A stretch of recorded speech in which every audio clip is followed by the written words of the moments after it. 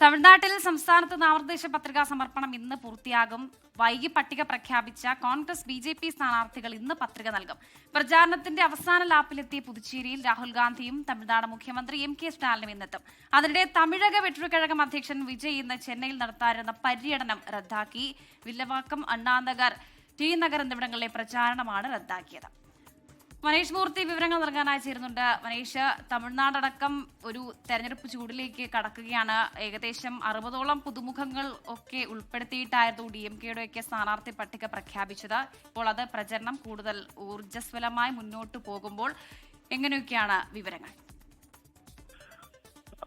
വർഷ, അനൂപ്, അതായത് തമിഴ്നാടും അതിന്റെ ഒരു വളരെ പ്രചാരണത്തിന്റെ ഒരു സജീവമായ പ്രചാരണത്തിലേക്ക് കടക്കുകയാണ്. ഏറ്റവും പ്രധാനപ്പെട്ട കാര്യം, നാളെ ഇപ്പോൾ കേരളത്തിനൊപ്പം തന്നെ പുതുച്ചേരി തെരഞ്ഞെടുപ്പ് നടക്കുകയാണ്. കേരളത്തിനൊപ്പം തന്നെ 9-ാം തീയതിയാണ് തെരഞ്ഞെടുപ്പ് നടക്കുന്നത്. അവിടെയും വളരെ സജീവമായ രീതിയിൽ തന്നെ പ്രചാരണം നടക്കുന്നു. ഇന്നിപ്പോൾ രാവിലെ 10:30 മണിയോടുകൂടി രാഹുൽ ഗാന്ധി, കോൺഗ്രസ് നേതാവ് രാഹുൽ ഗാന്ധി പുതുച്ചേരിയിലെത്തും. വൈകുന്നേരം 5 മണിക്കാണ് മുഖ്യമന്ത്രി MK സ്റ്റാലിന്റെ അവിടുത്തെ പ്രചാരണം എന്ന് പറയുന്നത്. അപ്പോൾ ഈ ഒരു രണ്ട് ദേശീയ നേതാക്കൾ കഴിഞ്ഞ 2-3 ദിവസങ്ങളിലായി അവിടെ എത്തുന്നുണ്ട്, പുതുച്ചേരിയിൽ എത്തുന്നുണ്ട്. അവിടെ ആ രീതിയിലുള്ള വലിയ തോതിലുള്ള പ്രചാരണം തന്നെയാണ് എന്തായാലും നടക്കുന്നത്. കഴിഞ്ഞ ദിവസം വിജയും അതിനു മുമ്പ് പ്രധാനമന്ത്രി നരേന്ദ്രമോദിയും ഒക്കെ പുതുച്ചേരിയിൽ എത്തുകയും ചെയ്തിരുന്നു.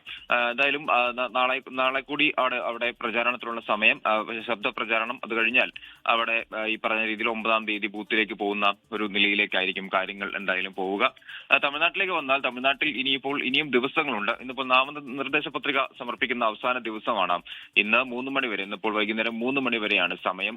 കോൺഗ്രസും അതുപോലെ തന്നെ BJPയും ഏറെ വൈകിയാണ് 2 ദിവസങ്ങൾക്ക് മുൻപാണ് പത്രിക, ഈ പറഞ്ഞ സ്ഥാനാർത്ഥി പട്ടിക പുറത്തുവിട്ടത്. അവരിൽ ആ ഭൂരിഭാഗം ആളുകളുമായിരിക്കും ഇന്നിപ്പോൾ പത്രിക നൽകുക. ബാക്കിയുള്ള ഏറെക്കുറെ TVK ആണെങ്കിലും DMK ആണെങ്കിലും DMK ആണെങ്കിലും ഒക്കെ നേരത്തെ തന്നെ പറഞ്ഞ രീതിയിൽ പത്രിക സമർപ്പിച്ചിരുന്നു. എന്തായാലും ഇന്നിപ്പോൾ ആ ഒരു രീതിയിൽ BJPയും കോൺഗ്രസ് സ്ഥാനാർത്ഥികളായിരിക്കും കാര്യമായി തന്നെ പട്ടിക നൽകുക. ഏതായാലും ഇന്നത്തോടു കൂടി ഒരു മത്സര ചിത്രം കൃത്യമായി തന്നെ മനസ്സിലാവും. ഇനിയിപ്പോൾ സ്ക്രൂട്ടണി കഴിയാനുണ്ട്.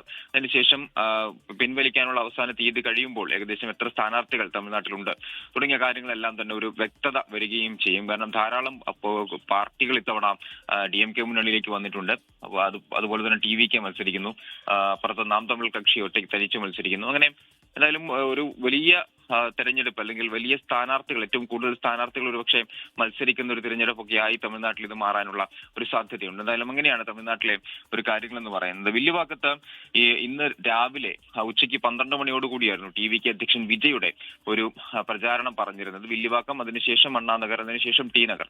അങ്ങനെ തെരഞ്ഞെടുപ്പ് കമ്മീഷൻ ഇതിന് അനുമതി നൽകുകയും ചെയ്തിരുന്നു. പക്ഷേ പോലീസ് നൽകിയ അനുമതിയിലുള്ള പ്രശ്നങ്ങൾ, അതായത് നിർദ്ദേശങ്ങൾ, ഈ പറഞ്ഞ സുരക്ഷാ നിർദ്ദേശങ്ങൾ വലിയ തോതിൽ പ്രശ്നങ്ങൾ ഉണ്ടാക്കുന്നു എന്നുള്ളതാണ് TVKയിൽ നിന്ന് നമുക്ക് ലഭിക്കുന്ന വിവരങ്ങൾ. അതായത് പോലീസ് ചോദിച്ച സമയമല്ല നൽകിയത്, മാത്രമല്ല ചോദിച്ച സ്ഥലം, ഇന്ന സ്ഥലത്ത് ഒരു പ്രചാരണം നടത്തണം എന്ന് പറഞ്ഞ് ഒരു അപേക്ഷ നൽകുമ്പോൾ ആ സ്ഥലത്ത് പോലീസ് അത് കൃത്യമായി തന്നെ നൽകുന്നില്ല എന്നുള്ളതാണ് പറയുന്നത്. അതുകൊണ്ട് തന്നെ ഇന്നിപ്പോൾ 3 ഇടങ്ങളിൽ വിജയ് നടത്താനിരുന്ന പ്രചാരണം റദ്ദാക്കിയിട്ടുമുണ്ട്. എന്തായാലും വളരെ സജീവമായ രീതിയിൽ തന്നെയാണ് പ്രചാരണം തമിഴ്നാട്ടിലും പുരോഗമിക്കുന്നത്. ഒപ്പം തന്നെ മനീഷ്, ഈ പറഞ്ഞതുപോലെ TVKയുടെ നമ്മൾ ഇന്നലെ റിപ്പോർട്ട് ചെയ്തപ്പോഴും പറഞ്ഞിരുന്നു, ഈ സുരക്ഷാ പ്രശ്നങ്ങൾ ഭീകര വിഷയമാണ്. 2-3 തവണ മാറ്റിവെച്ചതാണ്. അതിനുശേഷമാണ് ഇന്ന് അവിടെ ചെന്നൈയിൽ വിജയുടെ റാലി നടത്താനിരുന്നത്. അതും റദ്ദാക്കുന്നു. തുടർന്നുള്ള പ്രചരണങ്ങളിലും അല്ലെങ്കിൽ പര്യടനങ്ങളിലും ഇത്തരത്തിലുള്ള വെല്ലുവിളി, ഈ സുരക്ഷാ വെല്ലുവിളി വലിയൊരു പ്രശ്നമായി മാറുമോ എന്നത് വലിയ ആശങ്കയാണല്ലേ? അനൂപ്, വിജയ് ഓരോ സ്ഥലങ്ങളിൽ എത്തുമ്പോൾ അവിടെ വലിയ തോതിലുള്ള ജനങ്ങളുണ്ട്. അതിനെ നിയന്ത്രിക്കാൻ പോലീസിന് സാധാരണ നിലയിലുള്ള ഒരു പ്രചാരണത്തിന് നൽകുന്ന ഒരു സുരക്ഷാ ക്രമീകരണങ്ങൾ പോരാ. അതിപ്പോൾ കഴിഞ്ഞ ദിവസങ്ങളൊക്കെ നമ്മൾ കണ്ടതാണ്. കുളത്തൂരിലാണെങ്കിലും അതുപോലെ തന്നെ ഈ പറഞ്ഞ പെരമ്പൂരിലാണെങ്കിലും ഒക്കെ, പുതുച്ചേരിയിലാണെങ്കിലും തിരുച്ചിറപ്പള്ളിയിലാണെങ്കിലും ഒക്കെ നമ്മൾ ഇത് കണ്ടതാണ്. കാരണം പ്രതീക്ഷിക്കുന്നതിനേക്കാൾ കവിഞ്ഞാണ് അവിടെ ആളുകൾ എത്തുന്നത്. അവരെ നിയന്ത്രിക്കുക എന്ന് പറയുന്നത് പോലീസിന് സാധാരണ നിലയിൽ പോലീസ് നൽകുന്ന സുരക്ഷാ ക്രമീകരണങ്ങൾ കൊണ്ട് പറ്റുന്ന ഒരു നിലയിലല്ല കാര്യങ്ങൾ. അപ്പോൾ സ്വാഭാവികമായും പോലീസിന്റെ നിർദ്ദേശങ്ങൾ ഉണ്ടാകും. അതായത് കുറച്ചുകൂടി വലിയ ഇടത്ത് ഈ പരിപാടി നടത്താൻ, അല്ലെങ്കിൽ പ്രചാരണം നടത്താനുള്ള നിർദ്ദേശം പോലീസ് നൽകും. കാരണം ആളുകൾ എത്തുമ്പോൾ അവിടെ ഈ പറഞ്ഞ രീതിയിലുള്ള സുരക്ഷാ ക്രമീകരണങ്ങൾ ഒരുക്കുന്നതിന് കുറച്ചുകൂടെ സൗകര്യമുണ്ടാകും. മാത്രമല്ല ഈ പ്രധാനപ്പെട്ട പാതകളൊക്കെ, അല്ലെങ്കിൽ സംസ്ഥാന പാതകൾ, ദേശീയ പാതകളൊക്കെ ഒഴിവാക്കിക്കൊണ്ട് ഉള്ളൊരു പ്രചാരണം, അല്ലെങ്കിൽ അത്തരത്തിലുള്ള സ്ഥലങ്ങളായിരിക്കും പോലീസ് നിർദ്ദേശിക്കുക. 2-3 കാര്യങ്ങളാണ് ഇതിൽ ഏറ്റവും പ്രധാനമെന്ന് പറയുന്നത്. ധാരാളം ആളുകൾ എത്തിയാൽ അതിനെ കൃത്യമായി സുരക്ഷിതമായ ആളുകൾക്ക് നിൽക്കാനുള്ള ഒരു സ്ഥലം ഉണ്ടാവണം. അവിടെ അതിന് കൃത്യമായ ഒരു സമയം അനുവദിക്കണം, അല്ലെങ്കിൽ എത്ര ആളുകൾ വരും എന്നുള്ളത് TVKക്ക് പറയാൻ സാധിക്കണം.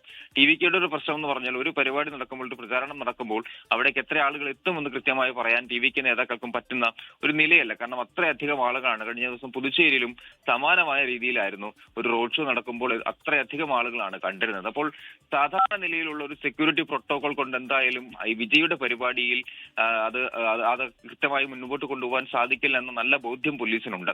അതുകൊണ്ട് തന്നെയാണ് പോലീസ് ഇത്തരത്തിലുള്ള ചില നിർദ്ദേശങ്ങൾ വെക്കുന്നത്. അപ്പോൾ ആ നിർദ്ദേശങ്ങൾ സുരക്ഷാ മാനദണ്ഡങ്ങൾ എന്തായാലും പോലീസിന് ഈ പറഞ്ഞ TVK സംബന്ധിച്ചൊരു വലിയ ബുദ്ധിമുട്ടിലേക്ക് കാര്യങ്ങൾ പോകുന്നു എന്നുള്ളതാണ്. അതുകൊണ്ട് തന്നെയാണ് 3 ഇടങ്ങളിൽ നടത്താനിരുന്ന പരിപാടി നിലവിൽ റദ്ദാക്കിയിരിക്കുന്നത്. ഇനിയിപ്പോൾ അടുത്ത ദിവസം പുതുക്കിയ ഷെഡ്യൂൾ ഇതുമായി ബന്ധപ്പെട്ട് വരുമെന്നാണ് പ്രതീക്ഷിക്കുന്നത്. അനൂപ്, വർഷ. ശരി, മനീഷ് മൂർത്തിയാണ് ചെന്നൈയിൽ നിന്നും വിവരങ്ങൾ നൽകിയത്.